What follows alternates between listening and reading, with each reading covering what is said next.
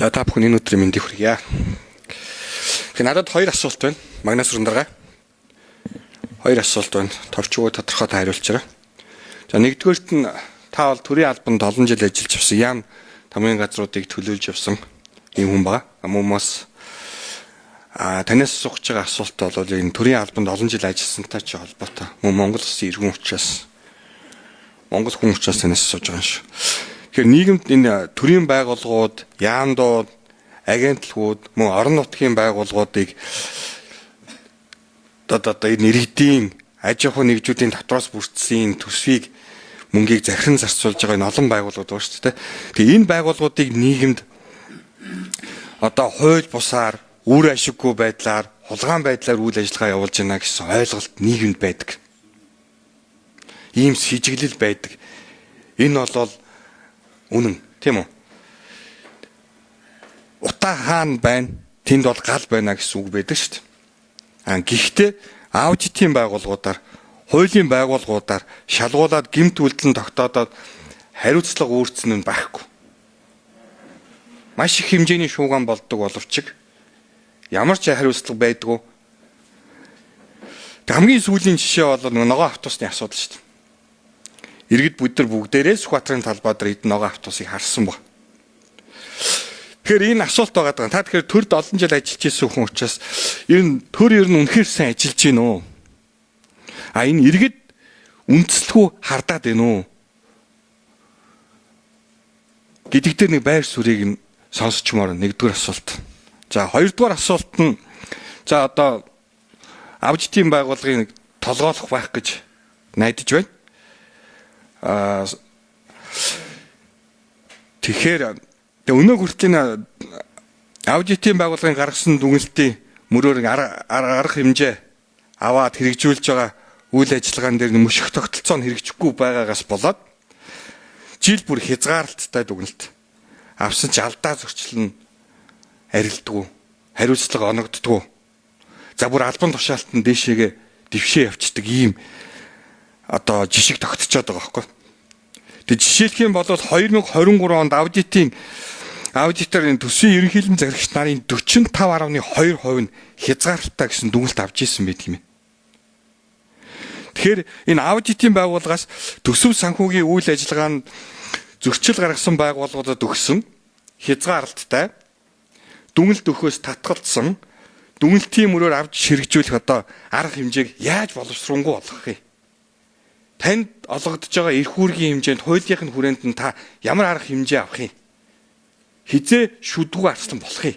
Шүдгүү арслан маань хизээ шүдтэй болох юм? Гэсэн ийм хоёр асуулт байна. Магнас Рундарга нэр дэвшиж хариулъя. Ажлын хэсгийн 4. За одоо гишүүний асуултанд хариулъя.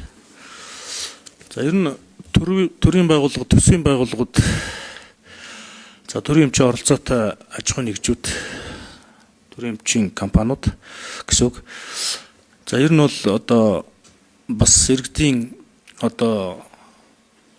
хардах эрхийнхээ хүрээнд иргэдийн шүүмжилт ихээхэн өртдөг. За миний хувьд бол бас төрийн байгууллагад 20 гаруй жил, 25-6 жил ажилласан. За энэ хүрээнд бол бас олон зүйлийг бас үзсэн. За дээр нь бас туршлага суусан. Юу гэж хэлэх чинь нөхөр зэрэг ер нь бол аль ч байгууллага иргэдэд олон нийтэд үйлчлэх үүргээл хуулийн хүрээнд шударга шуурхай хийчихвэл ер нь бол уг нь иргэдийн тэр хандлага их өөрчлөгдөх ёстой гэж ингэж ойлгодог. Жишээлбэл 5 минутанд бараг хариу өгчхөр энэ нэг өргөдөл хүсэлтэнд нь 30 хоног хүлээж байгаа яг өргөдлийн хугацаа дуусахаар өгөхөөр тэр иргэд бол бухимдахаас өөр харцгүй. Тэгээ дахин ярьж ийн, нааш чааш явж ийн, ингээд зардал жиргэл үүсээд тэгээ ингээд тэр байдал нь иргэд төрийн байгууллагын хоорондын энэ асуудал болоод тэгээ төрийн нэр хүнд, тухайн байгууллагын нэр хүнд унах нэг ийм механизм болчиход байгаа. Тийм учраас нэгдүгээрт өнөөдөр үйлчилж байгаа хууль тогтоомжоо чанд ягшлал хэрэгжүүлээд ингээд иргэддээ үйлчлэх нь энэ чиглэлээ бол нэгдүгээрт барих юм бол энэ чиглэл бол харьцангуй эхний жишээлбэл энгийн алхамдаа бол шийдэгч юм болцоотой. Би бол урд ажиллаж байсан байгууллагууд надтай ажиллаж байсан хүмүүс гадарлах энэ чиглэлийг бол онцгойлон нэн тэргүүн тавьдаг гэсэн. Энэ бол чадвар чадамж юу вэ? Онцгойлон юм хөрөнгө хүч шаардахгүй. Зүгээр шууд л соёл хандлагаараа шийдчих ийм зүйл байсан. За тэгэхээр энэ төрийн байгууллагуудыг бол би нэгдүгээрт энэ зүйлийг анхаараасаа гэж боддог. За ийм ч учраас бас энэ чиглэлээр соёл хандлага төлөвшүүлэхийг удирдахжсэн байгууллагуудаа бол анхаарч ирсэн. Нэгдүгээрт за цаашдаа бол жишээлбэл одоо үндэсний аудитын газарт очлоо гэхэд бол бас л энэ чиглэлээ барьж бол онцгой анхаарна. Гэхдээ энэ бол төрийн тусгай байгууллага учраас бас хязгаартай ийм юмнууд байдаг. За энэ хүрээнд нь бусад одоо хязгаарлагдахгүй зүйлүүдэр нь бол иргэд олон нийтэд хамтарч ажиллаад ингээд за төр иргэдийн итгэлцлийг бэхжүүлэх чиглэлээр одоо анхаарал ажиллаж болох болов гэсэн ийм л төсөөл байна. За нэгдүгээрт за хоёрдугаарт та хэллээ. За ер нь бол одоо дүгнэлт өгөхөөс татгалзсан. За сөрөг дүгнэлт авсан. Хязгаарлалттай. За тэг өөрчлөлт үүсэн ийм одоо дүгнэлтүүд бий. Тэгэхээр за дүгнэлт өгөхөөс татгалзсан гэдэг бол одоо хамгийн юу юм? Хүнд гэлбэрнэ гэдэг юм уу? За энэ тохиолдолд бол шууд халах сахилгын шийтгэл ногдуулна гэдэг ингээд хуулинд бол тодорхой заасан байгаа. Төрийн аудитын хуульд. За энэ тохиолдолд халах буюу томилсон эрх үхий этгээд нөгөө сахилгын арга хэмжээ авах ёстой этгээд нь эргэж ерөнхий аудитд энэ талаар болвол заавал хариу мэдэгдэхэр ингээ хуульчилсан байж байгаа.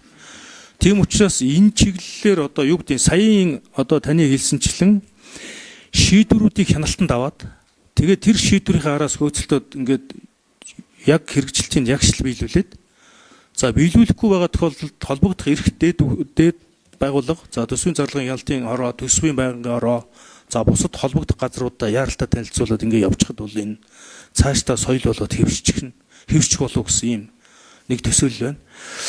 За ер нь бол хууль эрх зүйн орчин нь бол одоо байна. Тийм учраас хуулийнхаа хэрэгжилтийг хангах нь зүйтэй юм байна. Ингээд ажлуул энэ саяын ярьсан асуудал бол шийдэгч хуулийн хүрээнд бол шийдэгч нэг юм зүйл харагдаж байна. Дараагийн тэр сахилгын шийтгэл ногдуулахтай холбоотой асуудал дээр за жишээлбэл сануулгах сахилгын шийтгэлтэй ч юм уу ингээд цалин хасах сахилгын шийтгэлтэй байхад дараагийн шатны цагт одоо дараагийн аудитын дүгнэлтээр жилийн дараа энэ нөхөр энийгээ засааг бол зүгээр дараагийн шат руу шилжчих ийм болцоотой хууль эрх зүйн орчин харагдаж байгаа учраас би хуулийн хэрэгжилтэн дээр л онцгой анхаарал гэж бодож байна. За баярлалаа.